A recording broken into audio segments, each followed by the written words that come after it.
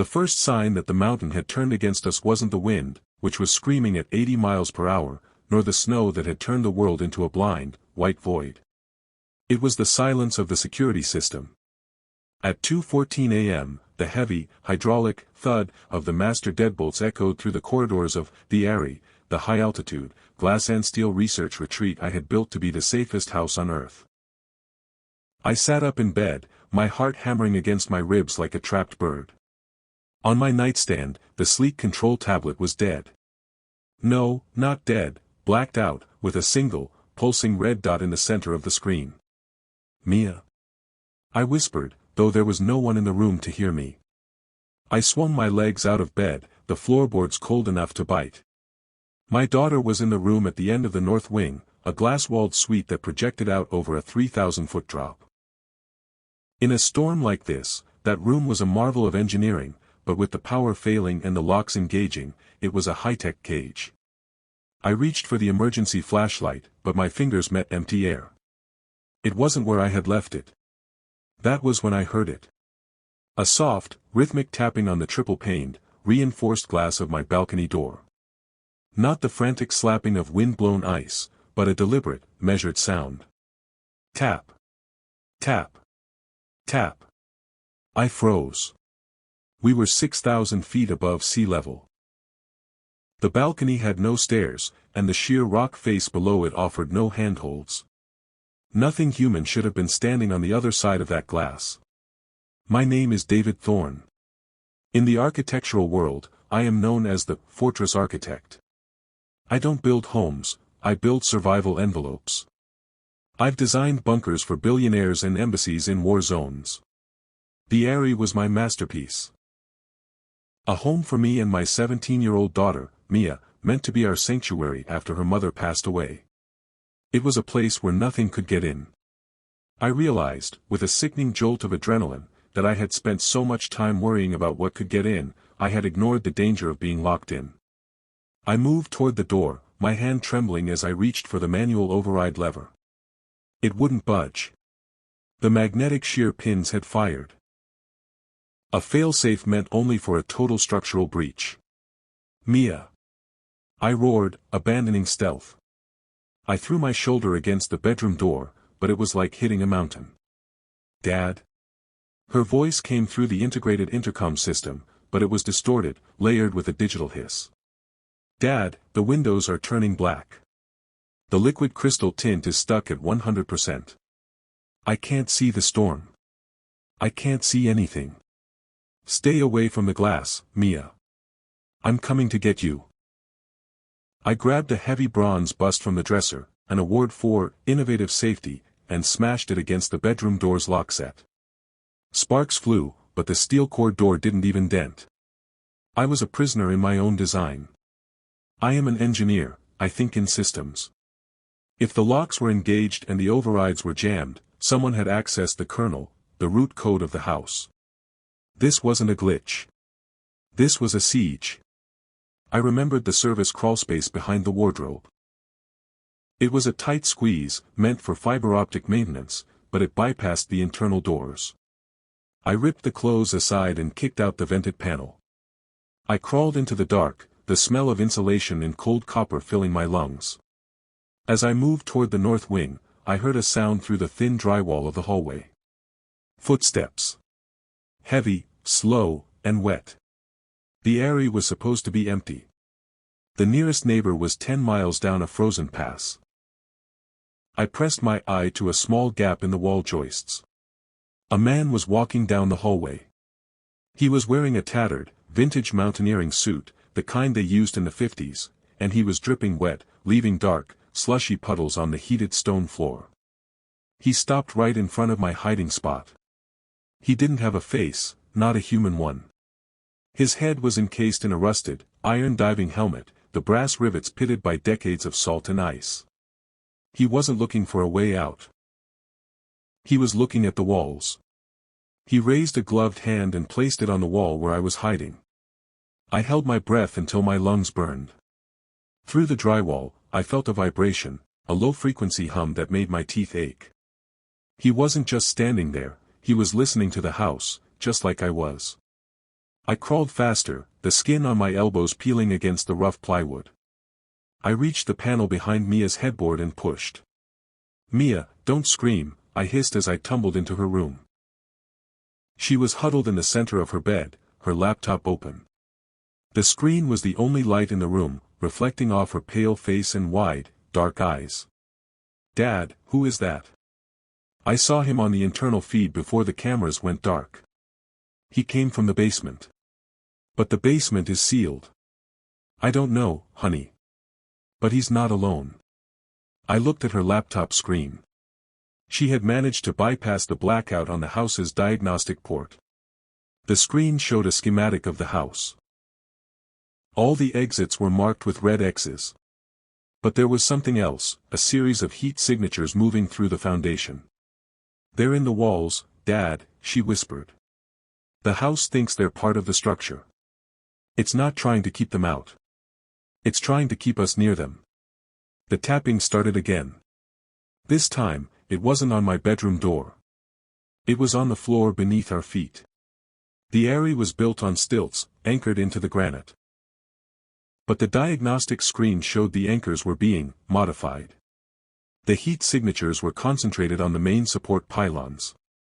"They're cutting us loose," I realized. The house groaned, a deep, metallic shriek that vibrated through the floor. The area tilted 5 degrees to the left. Mia slid toward the blacked-out glass wall. I lunged for her, grabbing her hand just as a second groan echoed through the mountain. "The safety cables!" Mia yelled, her fingers flying over the keyboard. "If I can trigger the emergency ballast, we can lock the house back onto the secondary pins." "Do it." She hit a key. Outside, in the howling dark, I heard the roar of nitrogen-powered pistons firing. The house leveled with a violent jolt. But the victory was short-lived.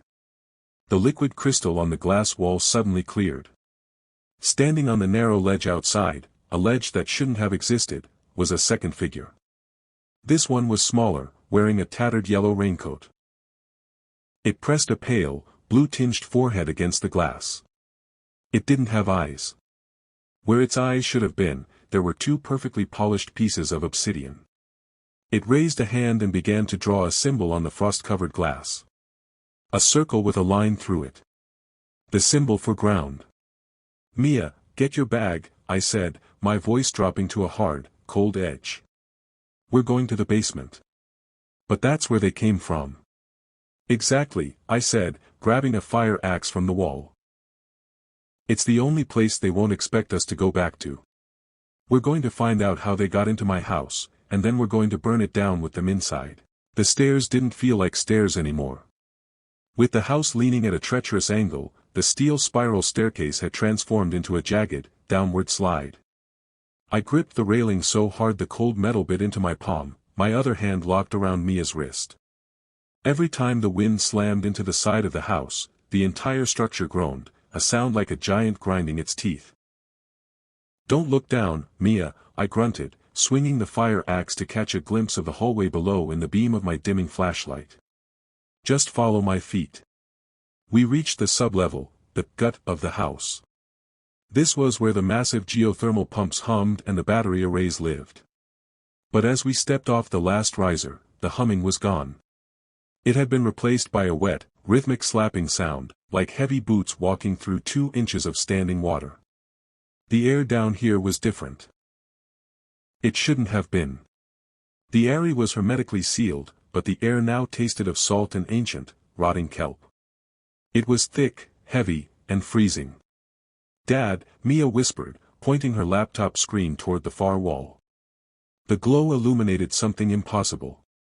The granite wall of the mountain, the very foundation I had bolted the house into, was bleeding. Dark, viscous liquid was seeping through the rock, pooling on the floor. And where the liquid touched my high-grade steel pylons, the metal wasn't just rusting, it was dissolving. I had spent 3 years surveying this peak. I had run ultrasound through every inch of the granite. It was supposed to be solid, dormant stone. But looking at the black sludge eating my house, I realized I hadn't been building on a mountain. I had been building on a shell.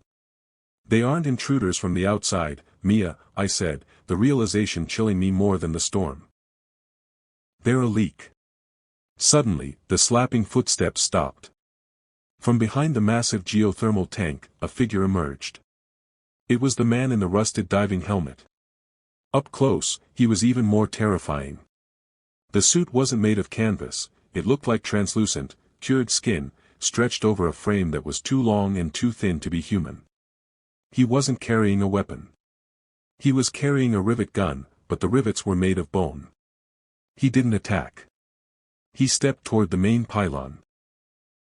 The one holding up the north wing where we had just been, and pressed the bone rivet against the metal. The house bucked. A scream of shearing metal tore through the room. Above us, I heard the sound of glass shattering. The north wing was tearing away. "Stop!" I yelled, raising the axe. The helmeted head tilted. A sound came from inside the rusted iron, not a voice, but a series of clicks and whistles, like a dolphin's sonar played through a broken radio. "He's not trying to kill us," Mia said, her voice trembling but her eyes glued to her laptop. "Dad, look at the sensor data. He's remapping the house. He's changing the structural frequency." "For what?"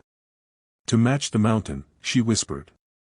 "He's making the house sink into the rock." The figure raised the bone rivet gun again.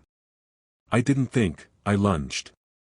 I swung the fire axe with every ounce of fatherly rage I had. The blade buried itself in the shoulder of the skin suit. There was no blood. Instead, a geyser of pressurized salt water sprayed out, hitting me with the force of a fire hose. I was thrown back against the battery rack, sparks showering over me. The creature didn't flinch. It reached up, slowly pulled the axe from its shoulder, and let the tool drop to the floor. The hole in the suit didn't leak, it simply sealed over, the translucent skin knitting together in seconds. It turned its focus back to the pylon. "We have to go deeper," I gasped, scrambling to my feet. "The maintenance tunnel to the old mining shaft. It's the only way out of the footprint of the house." "But the house is the only thing keeping the storm out," Mia cried. "The house is a cage that's being pulled underwater, Mia. Move." We ran toward the small, circular hatch in the floor, the drain. It led to a vertical shaft I discovered during construction, an old silver mine from the 1800s that I'd used for the geothermal loop. I wrenched the handle. As the hatch swung open, a blast of warm, moist air hit us. It smelled of sulfur and ozone. I looked back. The man in the helmet was standing still now, watching us. Two more figures, the ones in the yellow raincoats, emerged from the shadows behind him. They didn't move to stop us. They stood in a line, their obsidian eyes reflecting the sparks from the dying batteries. They were waiting. "Down. Now." I shoved Mia into the shaft. The ladder was a narrow, rusted thing that vibrated with the groans of the mountain. We descended 30 feet, then 50. Above us, the hatch slammed shut. Not because someone had closed it, but because the house had shifted again. The thud was final. We were no longer in the area. We were in the mountain. The shaft opened into a vast, natural cavern. My flashlight beam couldn't find the ceiling. "Dad, look at the laptop," Mia said. Her voice was strangely calm now, the kind of calm that comes when the terror exceeds the brain's capacity to process it. "The GPS, it says we're 300 feet below sea level." "That's impossible," I said, checking my own watch. "We're on a peak in the Rockies. We're at 6,000 feet altitude. The sensors don't lie, Dad. Look at the pressure readings." She was right. My ears popped painfully. The air was becoming dense, thick enough to resist our movements. We weren't in a mine. We were in a space where the laws of geography had been folded. In the center of the cavern sat a structure that made my architect's heart go cold. It was a replica of the Eyrie. But it wasn't made of steel and glass. It was made of coral, bone, and compressed silt. It was an ancient, skeletal version of my home, perfect down to the smallest detail, except it was thousands of years old. They didn't break into my house, I whispered, the cold truth finally settling in. I built my house on top of their blueprint. A light began to glow from within the coral house, a soft, violet pulse that matched the barnacles on the divers' suits. The front door of the bone house swung open. Standing in the doorway was a woman. She wasn't wearing a suit. She was wearing a dress I recognized, the one my wife, Claire, had been buried in 3 years ago. "David," she called out. Her voice didn't come from the air, it came from inside my own skull. "Mia. You're late. The tide is coming in." The voice wasn't Claire's, not really. It had the right pitch, the same soft lilt that used to settle my nerves after a long day at the firm, but the cadence was mechanical, like a recording played at 95% speed. "Dad, don't move," Mia hissed. She was gripping her laptop so hard her knuckles were white. "The audio sensors, it's not a human voice. It's the same frequency as the security override. The house is speaking through her." I took a step forward anyway. The grief I had buried 3 years ago was a physical weight, a stone in my chest that suddenly felt lighter at the sight of her. "Claire." The woman in the doorway smiled, but the muscles in her face didn't move quite right. It was as if someone were pulling invisible strings beneath her skin. "The blueprints were incomplete, David," the entity said, its voice echoing in my skull. "You built for the air. You built for the sun. But the mountain remembers the sea that was here before the stars were born. It wants its crown back." Behind her, the interior of the bone house began to pulse. It wasn't just a replica, it was a vessel. A low rumble shook the cavern floor, and then, from the jagged cracks in the rock, the water began to rise. But it wasn't the freezing slush from the storm above. It was dark, shimmering, and unnervingly warm. It moved with a purpose, swirling around the base of the bone house like a living thing. "Pressure is spiking," Mia yelled, her laptop screen flashing a warning. "Dad, the ambient pressure is equivalent to 10,000 feet below sea level. Our lungs should be collapsing." The house, I realized, looking at the violet glow. The frequency, it's creating a localized pressure pocket. It's keeping us alive so we can witness the transition. The water reached our ankles. It felt like liquid lead, heavy and clinging. I looked back at the shaft we had descended. The man in the rusted helmet was there, standing at the base of the ladder. He wasn't attacking. He was holding a heavy, iron chain, the same one that anchored the Aerie to the peak. He began to pull. Above us, the sound of the Aerie's total destruction echoed through the shaft. My masterpiece was being dragged down into the throat of the mountain. The Claire figure stepped out of the bone house, her feet not even rippling the rising water. She reached out a hand. "You are the architect, David. You understand the integrity of a structure. The Aerie was a beautiful lie, but here, in the deep, we can build the truth. A house that never breaks. A sanctuary that lasts until the sun goes cold." "At what cost?" I asked, my voice rasping. "Only the weight of the air," she replied.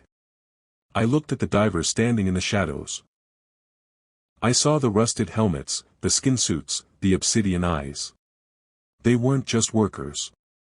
They were the previous architects. Men and women who had built their sanctuaries on this mountain over the millennia, only to be consumed by the blueprints they created. "She wants you to finish the bone house, Dad," Mia whispered, her eyes wide with a realization she had gleaned from the code on her screen. The house above was just the scaffolding. The bone house needs a human kernel.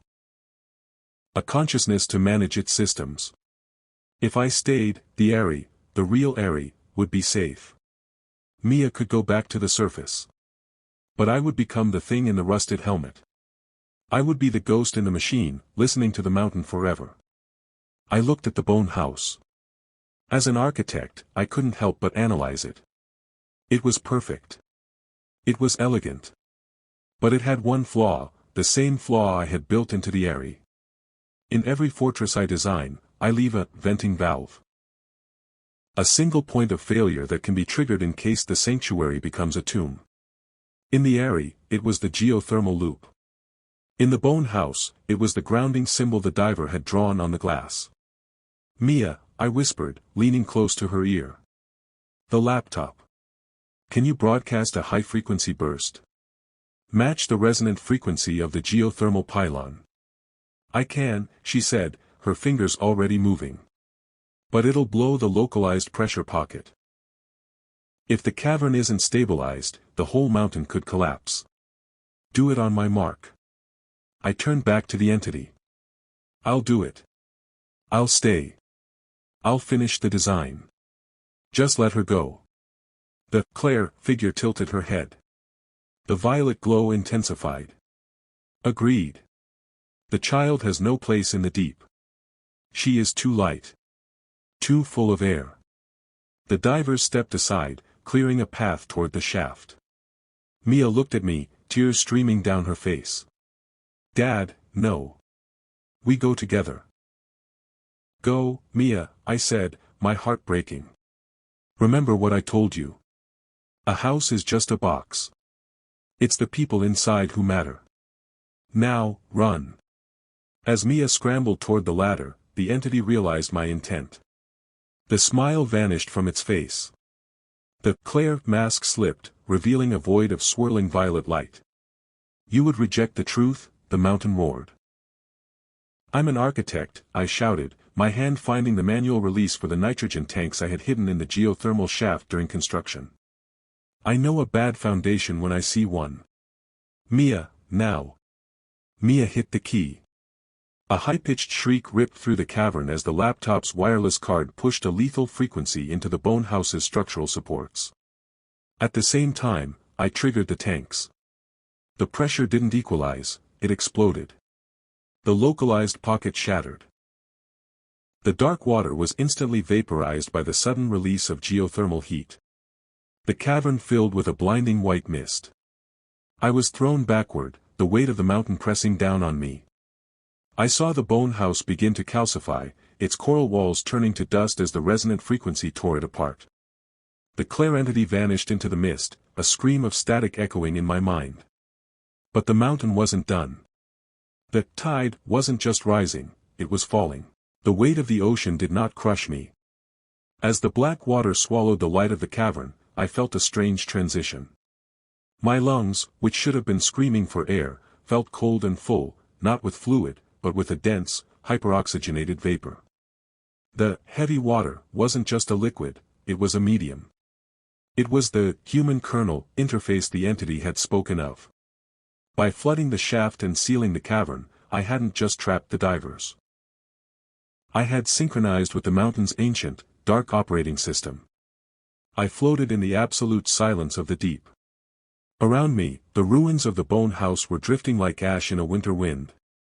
The violet glow was fading, replaced by a deep, pulsing amber. The mountain was recalibrating. I looked up. The plug, the steel floor of my north wing, was a jagged silhouette against the distant, faint moonlight filtering through the upper shafts. I could see the vibrations of Mia's footsteps through the steel, a rhythmic tapping that translated into a data stream in my mind. Safe. She is safe. 6 months passed before the search teams finally reached the wreckage of the Airy. To the world, it was a freak geological event, a localized tectonic collapse exacerbated by a record-breaking storm. The official report stated that the house had simply slid into a prehistoric fissure that had been hidden by a layer of unstable shale. Mia didn't tell them about the divers. She didn't tell them about the bone house or the woman with the obsidian eyes. She sat in the back of a search and rescue vehicle, wrapped in a thermal blanket, and watched as the heavy machinery pulled twisted girders and shattered glass from the snow. She knew I wasn't in the rubble. She had felt the moment the chain snapped. She had heard my voice, not through a radio, but through the very air of the mountain. I am the foundation now, Mia, I had whispered.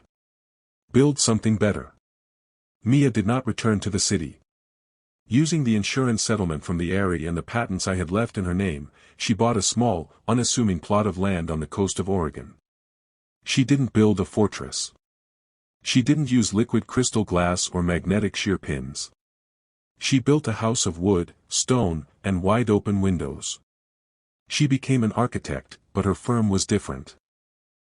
She specialized in integrated habitats, buildings designed to move with the earth, not resist it. She taught her students that the greatest flaw in modern architecture was the desire for permanence. A house should be a conversation with the land, she would say during her lectures. If you try to shout over the mountain, eventually, the mountain will shout back. But every night, before she went to sleep, she sat at her desk and opened her laptop. She had built a private server, one that was linked to a single, deep earth sensor she had covertly installed back on that peak in the Rockies. The sensor didn't measure seismic activity or temperature.